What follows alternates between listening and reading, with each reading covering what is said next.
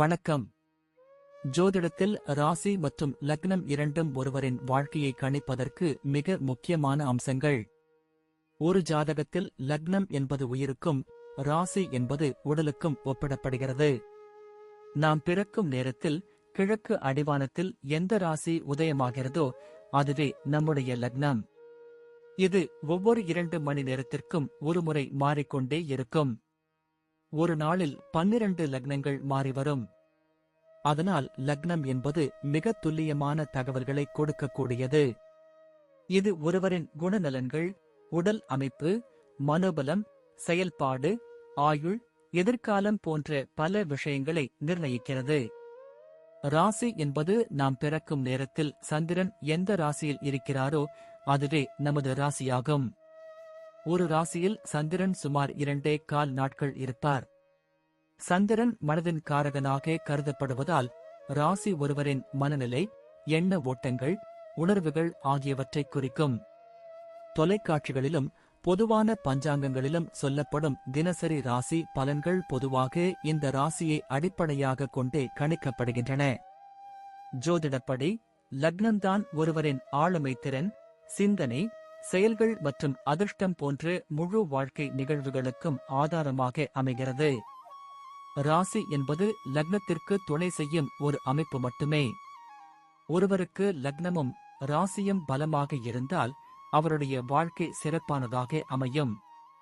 லக்னம் மற்றும் ராசியின் அதிபதிகள் ஜாதகத்தில் எந்த நிலையில் இருக்கிறார்கள் என்பதை பொறுத்து ஒருவரின் வாழ்வில் ஏற்படும் பலன்கள் மாறுபடும். உதாரணத்திற்கு, ஒரு கிரகம் லக்னப்படி கெட்ட பலனை தருவதாக இருந்தாலும் ராசிப்படி அது யோகமான கிரகமாக இருந்தால் கெடுபலன்கள் குறையும்.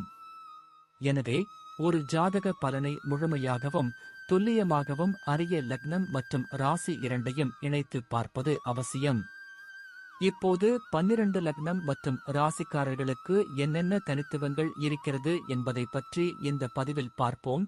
இந்த பதிவை பார்ப்பதற்கு முன்பு இந்த சேனலை சப்ஸ்கிரைப் பண்ணாதவங்க சப்ஸ்கிரைப் பண்ணிக்கோங்க, பெல் பட்டனை கிளிக் பண்ணி வச்சுக்கோங்க. அப்பதான் நம்ம போடுற பதிவு உங்களுக்கு உடனுக்குடன் நோட்டிபிகேஷன் வரும். சரி, வாங்க வீடியோக்குள்ள போகலாம். இன்னைக்கு நாம இந்த விருச்சிக லக்னம் மற்றும் மீன ராசி காம்பினேஷன் பத்தி ரொம்ப டீப்பா பார்க்க போறோம்.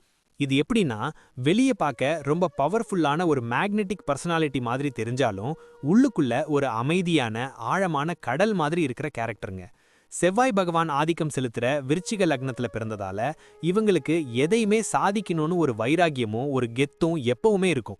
அதே சமயம் குரு பகவானோட மீன ராசிங்கிறதால மனசுக்குள்ள ஒரு தனி அமைதியையும் ஒரு ஆன்மீக தேடலையும் எப்பவுமே வச்சிருப்பாங்க. இவங்க கிட்ட இருக்கிற ஒரு பெரிய ஸ்பெஷாலிட்டி என்னன்னா, மத்தவங்க மனசுல என்ன நினைக்கிறாங்கன்னு டக்குன்னு கண்டுபிடிச்சிருவாங்க.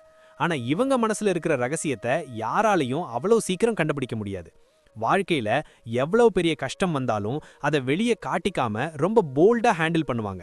ஆனா இவங்க ஒரு எமோஷனல் சைடு இருக்கிறதால சில நேரத்துல ரொம்ப சாஃப்டா மாறிடுவாங்க. இவங்க ஒரு வேலையை ஸ்டார்ட் பண்ணிட்டா அதை ஒரு எண்டு கார்டு போடுற வரைக்கும் விடமாட்டாங்க. அதுல இருக்கிற ரிஸ்க் பத்தி கவலைப்படாம துணிஞ்சு இறங்குற குணம் இவங்க ரத்தத்திலேயே இருக்கும். இவங்க கிட்ட இருக்கிற அந்த ஒரு இன்டென்ஸ் வைப்ரேஷன் மத்தவங்களுக்கு ஒரு பயத்தையும் அதே சமயம் ஒரு மரியாதையும் கொடுக்கும்.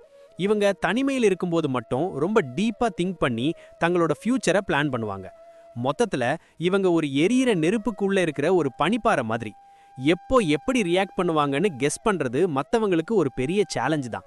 இவங்களோட அந்த டிசிப்ளின் தான் இவங்கள லைஃப்ல ஒரு பெரிய இடத்துக்கு கொண்டு போகும். இவங்க குடும்பத்தை பொறுத்த வரைக்கும் ரொம்பவே ஒரு அட்டாச்மெண்ட் வச்சிருப்பாங்க. ஆனா அதை வெளியே அதிகமா எக்ஸ்பிரஸ் பண்ண மாட்டாங்க. ஆனா ஃபேமிலிக்காக எதையும் செய்ய தயங்கவே மாட்டாங்கன்னு அடிச்சு சொல்லலாம். வீட்டில் இருக்கிறவங்களுக்கு ஒரு பாதுகாப்பான உணர்வை கொடுப்பாங்க.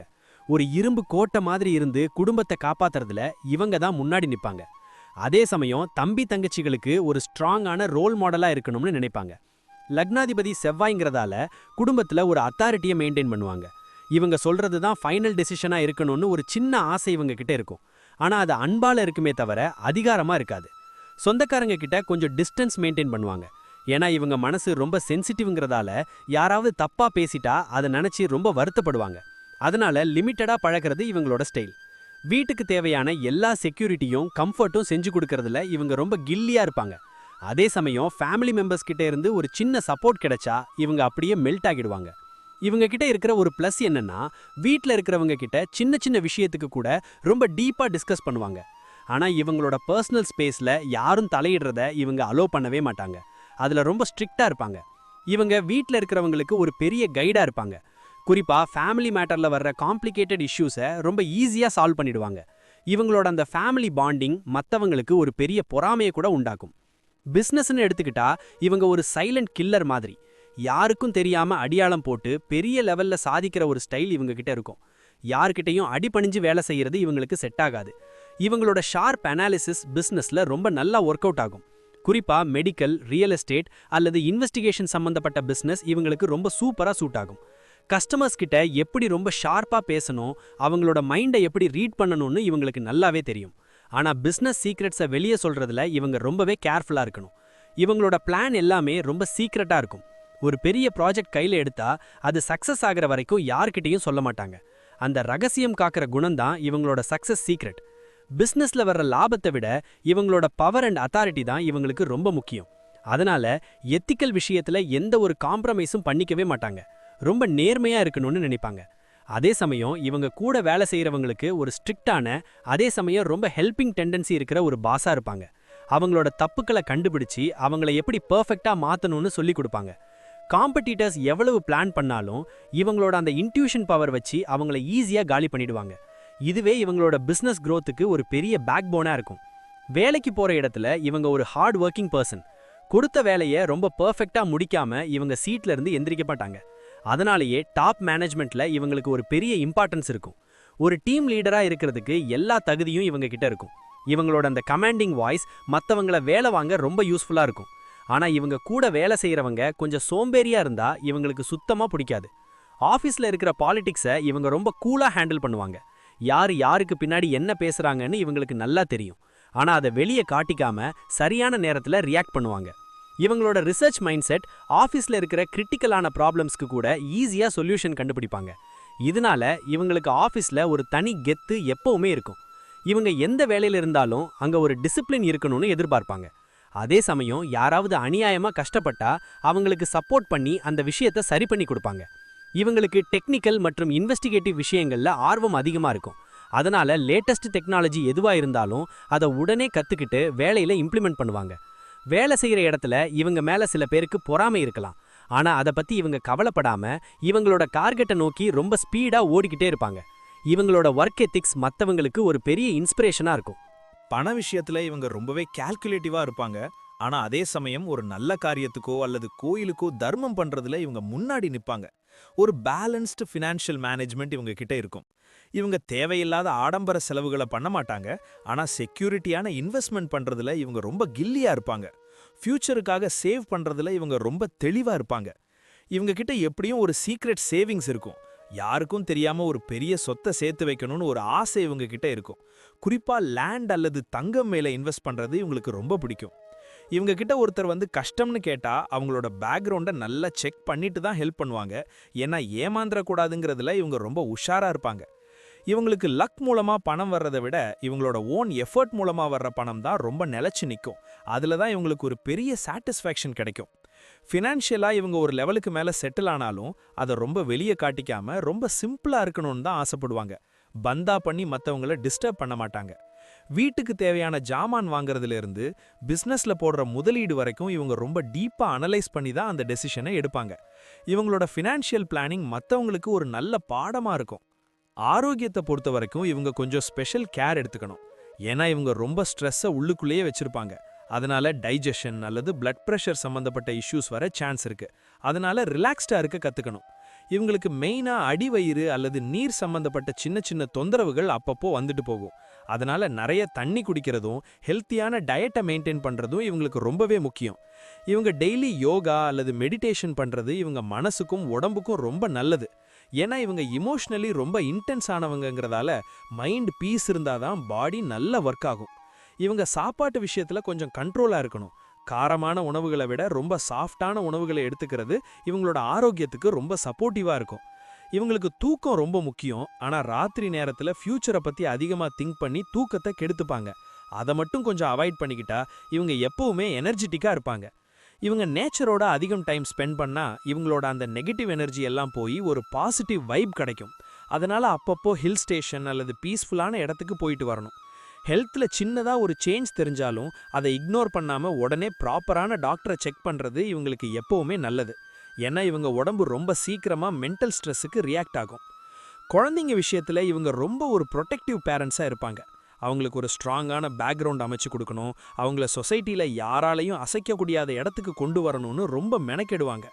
குழந்தைங்க கிட்ட ஒரு ஃப்ரெண்டு மாதிரி பழகினாலும் ஒரு குறிப்பிட்ட லிமிட் வச்சுருப்பாங்க. ஏன்னா ஒரு டிசிப்ளின் இருந்தால் தான் குழந்தைங்க நல்லா வளருவாங்கன்னு இவங்க ரொம்ப ஸ்ட்ராங்காக நம்புவாங்க.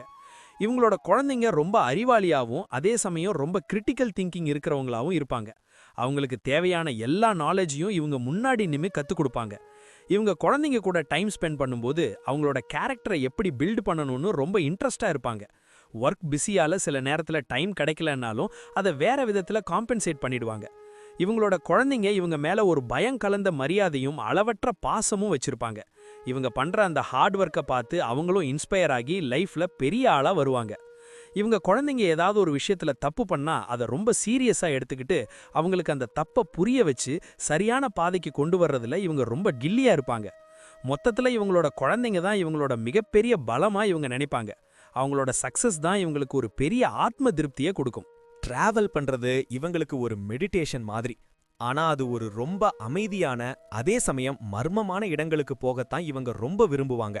கூட்டமா இருக்கிற இடத்துக்கு போறதை விட காட்டுப்பகுதி அல்லது பழமையான ஆன்மீக இடங்களுக்கு போக ஆசைப்படுவாங்க. டிராவல்ல இவங்க நிறைய விஷயங்களை ரொம்ப டீப்பா அப்சர்வ் பண்ணுவாங்க.